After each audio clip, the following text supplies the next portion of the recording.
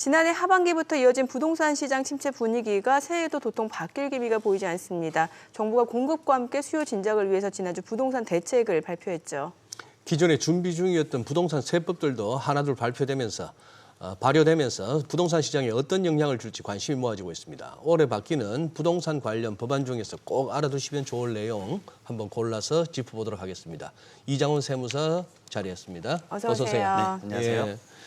지금 이제 금년부터 부동산 세금이 바뀌는 부분이 많다라고 했는데 지난주 또 이렇게 한번 발표된 내용 한번 정리 한번 해주시죠. 네, 우선은 이제 윤석열 대통령께서 이제 1월 10일 날 국민이 바라는 주택에서 이제 민생 토론회에서 말씀을 좀 네. 주셨었는데 이 다주택자가 지금 사실 이제 세금으로 중과세 나오고 있는 게 이제 취득, 보유, 처분 단계에서 전부 다 세금이 좀 나오고 있습니다.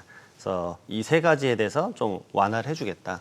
이걸 완화를 하면 주택 거래 자체가 좀 정상화되고 부동산 시장 이제 경착륙을 이제 막는데 도움이 될 거다라고 네. 말씀 좀 주셨는데 저는 이제 사실 이렇게 생각해요. 그 문제는 이제 다주택자에 대한 이런 징벌적 부동산 세제를 사실 바꾸려면 네. 그 세율이 핵심인데 이건 사실 법 개정 사항이거든요. 그래야 되죠. 결국은 이제 국회를 통과해야 되는 부분들이기 그러니까. 때문에 네. 결국은 4월 10일 날 있는 이제 총선 결과가 오히려 더 핵심적으로 영향을 미칠 수 있어서 일부분은 물론 이제 시행령 개정으로 좀 통과가 되겠지만 일부분은 결국 국회를 넘어야 되기 때문에 네. 총선 결과에 따라서 또 방향이 좀 이제 결정이 되지 않을까 생각이 듭니다. 네. 지금 이제 부동산 시장을 살리기 위한 방안으로 주택수 산정도 조정한다라고 하는데 향후 2년 동안 준공된 소형 신축 경우는 이제 세금 산정 때 주택수에서 제외하기로 했다면서요? 네. 이제 소형 신축 주택도 있고 소형 기축 주택도 예. 있는데 두 가지를 좀 큰 덩어리로 예. 말씀 좀 드려보면 첫 번째로 이제 향후 2년간 준공된 소형 신축 주택을 이제 구입을 하게 되면 취득세, 그다음에 보유할 때의 종합부동산세, 그다음에 팔 때의 양도소득세에서 주택수를 제외를 해주겠다라고 네. 했습니다. 물론 이제 대상 주택부터 좀 봐야 되는데요. 요건 자체가 좀 까다롭긴 합니다. 24년 1월부터 25년 12월까지 준공된 이제 전용 60제곱미터 이하에서 수도권은 6억 원, 지방은 이제 3억 원 이하의 다가구 주택, 그다음에 공동주택, 도시형 생활주택, 그리고 주거용 오피스텔을 최초 구입한 경우에 이제 적용이 되는데 네. 핵심적으로 알아두실 건 이제 아파트가 제외된다는 네, 겁니다. 예. 아파트는 적용이 안 되고. 근데 이게 무조건 엄청난 큰 혜택이 있을 거다라고 생각을 하시면 안 되고요. 약간 이제 해석을 좀 해봐야 됩니다. 그래서 취득부터 간단히 좀 설명을 드려보면 네. 본인이 이미 2주택이 있었다라 가정을 해보겠습니다. 그러면은 예. 추가로 한 주택을 추가 주택을 취득을 했었을 때 결국은 3주택자가 되니까 중과세율이 적용이 돼야 되는데 그걸 주택수에서 제외를 해주니까 2주택자로 봐서 뭐 중과세율 적용이 안 될 수도 있다. 결국 2로 봐주겠다는 얘기고요. 종합부동산세도 마찬가지입니다. 2주택자에서 추가로 하나를 취득하면 이제 3주택자가 되니까 중과세율 적용이 될 수 있는데 2주택자로 계속 봐주겠다라고 해서 중과세율 적용이 또 안 되는 거고. 근데 처분 같은 경우도 이제 결국 주택수에서 제외해 주니까 중과세 적용을 안 해주겠다는 얘기인데 사실 이게 이제 처분부터 좀 말씀을 드려보면 양도소득세가 이미 2년 이상 보유를 한 경우에는 중과세율이 적용이 안 되고 있습니다. 아, 예. 그렇기 때문에 이게 뭐 있어도 사실 처분 단계에서 엄청나게 유의미하지 않을 수 있고요. 네네. 오히려 이제 1세대 1주택자가 추가로 하나 더 취득을 하게 되면 이거 팔 때 이제 비과세 적용에 영향을 안 미치는 게 더 좋을 수 있을 것 같은데 그땐 또 미적용을 해주고 있어서 이 부분에 대해서 과연 이제 실효적으로 얼마나 이제 늦게 하실 건가 그 생각이 좀 들고요. 두 번째로는 이제 소형 기축주택, 기존에 있었던 주택을 이제 똑같은 이제 면적이나 이제 가액인데 이걸 구입을 하신 다음에 임대주택을 등록을 하게 되면은 그때도 세제 산정할 때 주택수에서 좀 제외를 해주겠다라고 했는데 네. 이건 세부 방안이 나와 있지는 않은데 아까 이제 좀 전에 말씀드렸던 소형 신축주택에 대한 혜택과 좀 유사하지 않을까. 그리고 기존에 임대 의무 기간이 10년짜리인 이제 주택 임대 사업이 너무 호흡이 길었기 때문에 단기 등록 임대주택을 다시 세워서 6년짜리가 이제 생기고 그것을 하게 됐을 때 이제 임대주택 하게 되면 좀 세제 혜택도 주겠다라고 했기 때문에 만약에 임대주택을 좀 고민 중이시라면 이제 제도가 좀 나오고 나서 임대주택에 대해서 이제 본인에게 유불리를 좀 따져서 결정을 하시는 게 제일 좋으실 것 같습니다. 지금 뭐 몇 가지 더 여쭤보겠는데 우리 세무사님 이게 확정됐다 실행된다 쪽과 이것도 아까 모두 말씀하신 법이 통과돼야 된다 이것 좀 한번 확실하게 구분하면서 좀 설명해 주십시오. 괜히 듣다 보면 그거니까. 그렇죠. 이 부분 말이에요. 소형 신축주택하고 네. 소형 기축주택은 제 생각에는 시행령으로 바꿀 수 있기 때문에 바꿀 수 있다. 예, 이거는 이제 제가 봤을 때는 이제 선거 전에 좀 드라이빙을 하지 않으실까. 라는 생각이 들고요. 예. 그 이외의 정책들은 이제 법인지 아니면 시행령 개정인지를 좀 따져봐서 하나씩 말씀을 좀 다시 또 올리도록 하겠습니다. 아, 네. 네네. 네. 그리고 이거 이미 여러 지자체에서 이런 시도를 많이 하고 있는 걸로 아는데 그렇죠. 인구 감소지 하니까 우리 여기 와서 사시면은 뭐 집도 주고 뭐 일자리도 줍니다 이런 얘기 많이 들리던데 지금 세제 측면에서도 인구 감소 지역에서 주택 구매하면 세금 특례를 준다? 이것도 확정입니까? 요것도 제가 봤을 땐 결국 이제 법마다 좀 다른데요. 네. 결국 양도소득세 쪽은 법을 이미 이제 좀 바꿔놓은 상태라서 예. 이건 적용이 될 것 같습니다. 예.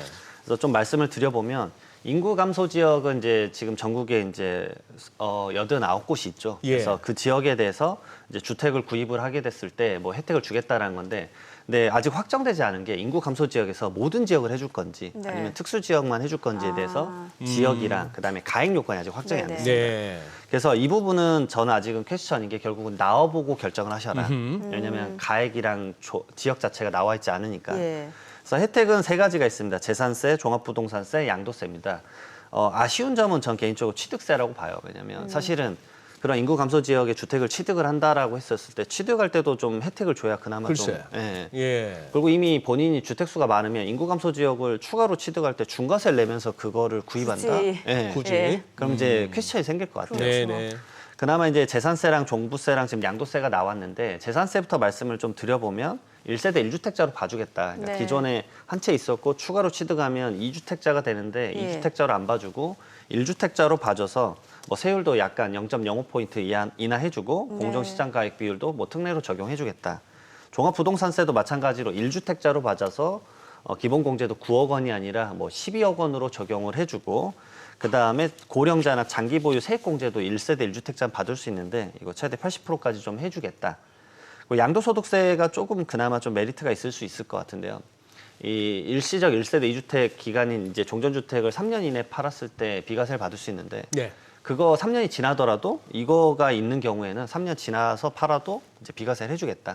그런 혜택인데 저는 개인적으로 이제 처음 취득할 때부터 좀 뭔가 혜택을 줘야 더 이제 풍성하게 혜택이 생기지 않을까라는 생각을 해봅니다. 그 말씀은 굉장히 공감이 가네요. 예. 네. 그리고 당장 이제 올해부터 이제 적용되는 건 아닙니다만 미리 공시한 정책이 있는데 이게 보니까 고가주택 임대보증금 관련 세금인데 그 고가주택 기준이 이제 올해부터 바뀌는 거잖아요. 그러면 이제 2026년부터 간주 임대료 규정이 확대된다. 좀 어렵네요. 예. 간단히 말씀드리면 월세를 받으면 그것에 대해서 세금을 바로 냈는데 예. 네. 전세로 보증금 형태로 거액을 받아도 그러면 이걸 은행에 넣어놔도 이자 정도는 받을 테니까 네. 그 정도에 대해서는 소득세를 내세요. 라는 아. 게 이 간주 임대료의 개념입니다. 예. 그래서 이제 기존에는 3주택 이상자의 그 보증금에 대해서는 이거 쌓이면 큰 돈이니까 이것에 대해서는 일정 금액 내십시오라는 게 있었는데 그 26년도부터는 이제 고가 주택 기준 시가 12억 원 초과 그러니까 좀 진짜 좀 비싼 주택은 네네. 2주택자부터도 이걸 좀 내십시오라고 이제 바뀌어서 조금 더 이제 세금을 내는 기준이 좀 많아졌다라고 그러네요. 보시면 됩니다. 그래요. 지금 주택 개념이 정비된다고 하던데 그 세법상에 주택 개념이 모호해서 납세자의 예측 가능성이 떨어진다는 지적이 있었다. 아니 주택이라면 집인데 이게 뭐 개념이 얼마나 어렵길래요? 세법은 사실 실질과세라는 적용을 하기 때문에 예. 상가에서도 내가 예를 들어 주거용으로 주거를 하고 있다 그러면 어허. 그걸 주택으로 볼 수 있었습니다. 아, 그래요? 예. 결국은 이제 이게 다양한 예규나 판례가 나옴으로 네. 인해서 혼란을 많이 일으켰었어요. 이제 대표적으로 말씀드릴 수 있는 게 이제 오피스텔입니다. 예. 예, 그래서 이런 부분에 대해서 기존의 이제 개념 자체를 주택법이나 건축법에 있는 그 주거 형태에 무조건 포함되는 그런 용어를 좀 더 넣은 거죠. 그래서 용어가 어떤 게 추가되냐면 세대원이 독립된 주거 생활을 할 수 있는 구조라고 해서 그 구조가 뭐냐면 출입구, 취사시설, 그다음에 욕실이 각 세대별로 별도로 설치되어 있는 건물을 말한다. 그러면 주택이다. 예, 그러면 좀 더 주택에 대한 개념을 명확하게 함으로 인해서 네. 그것에 대해서는 주택으로 인해 세금을 적용하겠다라는 거죠. 기존에 그럼 오피스텔 같은 경우는 왜 전입 신고를 못 하고 사업자로 들어가는 경우는 주택이 아닌 거잖아요. 맞습니다. 근데 이걸 바뀌게 되면 주택일 수도 있다는 거예요? 그 부분이 제가 봤을 때 모호할 것 같아요. 근데 결국은 거기서 사업체를 운영한다라는 조건 자체가 예. 주택으로서의 그 주기능이 아니라 예. 이 사업체로서의 주기능을 가지고 오히려 그 주택으로 사용하는 기간 제가 봤을 때 일시적이나 부수적일 것 같으니까 예. 그럴 때 무조건 일괄적으로 주택으로 봐주진 않을 것 같습니다. 그래서 비과세에 엄청나게 큰 영향을 미치는 건 아니지만 예. 가끔 이제 법원 판례나 이렇게 소송에 갔었을 때 쟁점이 된 이슈들이 있어서 그러게요. 한 3가지 기능을 좀 더 이제 기존에 있었던 법을 차용해서 네. 이제 적용을 해서 좀 더 정의를 좀 명확하게 해서 결국 납세자도 혼동이 적을수록 그렇죠. 유리하니까 예. 그런 것들을 좀 가름을 탄 게 아닌가라는 생각이 듭니다. 그런 예. 말을. 이 부분 조금 더 부연 설명을 좀 드려야 될 것 같은데 그러면 기존에 주택으로 인정되지 않다가 주택으로 인정될 수도 있다는 거 아닙니까? 맞습니다. 그러면 세금 측면에서는 불리해지잖아요. 이게 무조건 불리하다라는 생각은 사실은 안 들 수도 있는 아, 게 그래요? 예를 들어서 이제 상가가 있었는데 네. 이런 경우도 많거든요. 다가구에서 전체를 상가로 바꿨다가 다시 전체를 주택으로 바꾸신 거예요. 그럼 주택으로 다 바꿨을 때 내가 1세대 1주택자다라고 하면은 전체를 비과세를 받을 수 있기 때문에 오히려 세금을 많이 줄일 수 있죠. 아, 그래요? 그러니까 오히려 모두 주택이 아니라고 주장을 한다라는 건 이제 중과세 때 이제 주택수가 많으면 세금을 많이 내니까. 근데 지금 중과세는 거의 사라졌고 네. 오히려 지금은 이제 비과세를 더 많이 받아야 되는 상황에서는 오히려 그런 경우가 많습니다. 전체 다 용도 변경해서 팔자. 그러면 세금 자체를 많이 낮출 수 있으니까. 근데 그럴 때도 말 그대로 이제 명확하게 그것들에 대해서 이제 이 상황들 출입구나 취사시설의 욕실들을 좀 마련해서 받았을 때 비과세를 제대로 받을 수 있겠다. 근데 만약에 이제 주택이 이미 많으신 분들은 주택 수가 늘어났기 때문에 비과세를 못 받을 수도 있어서 그렇죠. 이런 점들은 본인의 이제 자산 관리 형태에 따라서 좀 더 명확하게 정리를 하시는 게 맞지 않을까 생각이 듭니다. 네. 그리고 이제 비주거용 건축물을 이제 주택으로 용도 변경하고 매매할 때 그 장기보유 특별공제 계산법 이것도 바뀐다면서요? 예, 25년 1월 1일부터 바뀌기 때문에 예. 혹시나 이제 25년 1월 1일 이후에 양도하시는 분들은 이제 양도 시점에 맞춰서 좀 고민해 보셨으면 좋겠습니다. 예. 예를 들어서 올해 24년에 파는 게 유리할지 25년에 파는 게 유리할지 장기보유 특별공제 적용법에 대해서 계산을 미리 해보시는 게 중요하죠. 네. 사실 장기보유 특별공제 하나 때문에 세액 차이가 몇 억씩 나는 경우 정말 허다합니다. 그렇죠. 그래서 지금 종전 같은 경우는 이제 방금 말씀드렸던 예시죠. 상가로 바꿨었다가 다시 주택으로 바뀌시는 분들이 있어요. 이분들은 장기보유 특별공제를 이제 전체 보유한 거랑 그다음 용도 변경하고 나서부터 이제 양도일까지 1세대 1주택 공제율 중에서 이제 큰 금액으로 했었는데 이걸 25년도부터는 보유랑 거주를 각각 나눠서 40%씩 적용을 해가지고 합산해서 적용을 해주겠다. 네. 그러니까 무조건 유리한 건 아니고 진짜 본인의 케이스마다 다릅니다. 결국 여기서 내가 예전에 거주를 했었는지 네. 이런 여부들까지 따져봐서 이 양도소득세 차이가 클 수 있기 때문에 사실 매매가액이 중요한 게 아니라 매매가액은 1, 2억 정도 조정이 되더라도 세액이 3억이 왔다 갔다 와, 한다면 그게 크네요. 잔금일을 24년 12월에 할지 네. 아니면 25년 1월에 할지 그런 예. 것들을 결정하는 데 있어서는 상당히 중요한 의사결정이 될 수 있습니다. 네. 그리고 그 장기주택 저당 차입금을 얻어서 이제 주택을 그 취득한 경우 있잖아요. 예, 예. 이럴 때 또 이자 상환에 대해서 뭔가 소득공제를 받을 수 있는 기준도 확대된다면서요. 네, 우선은 헷갈리지 않으셔야 예. 되는 게 올해 연말정산, 23년 연말정산은 이게 적용되는 게 아니고 24년도 분에 네네. 대해서 이제 25년 2월에 이제 적용이 될 건데 물론 이제 지금도 이 해당 적용은 계속 하고 있습니다. 결국 이제 본인이 주택을 살 때 대출을 받은 거 그것에 대해서 이자를 좀 소득공제 해주자라는 게 이제 이 공제 제도의 이제 핵심인데 기존에 공제 한도가 좀 300만 원에서 뭐 1,800만 원까지 이게 상환 기간이 몇 년이냐, 그다음에 고정이냐, 비거치식이냐 이런 여부에 따라서 달랐었는데 이걸 기본적으로 600에서 2천만 원으로 좀 대폭 확대해 줬고요. 그다음에 그 공제가 되는 주택 요건이 기준 시가 5억 원이었는데 6억 원으로 늘려줬습니다. 아무래도 이제 금리 인상을 좀 반영을 해서 금리에 대한 부담이 크시니까 그걸 좀 예. 도와주려고 세제 혜택을 준 게 아닌가라는 생각을 해보고 있습니다. 여기 또 자산 형성을 위한 소득공제 한도도 확대된다. 뭐 이렇게 들리던데 어떤 내용들입니까?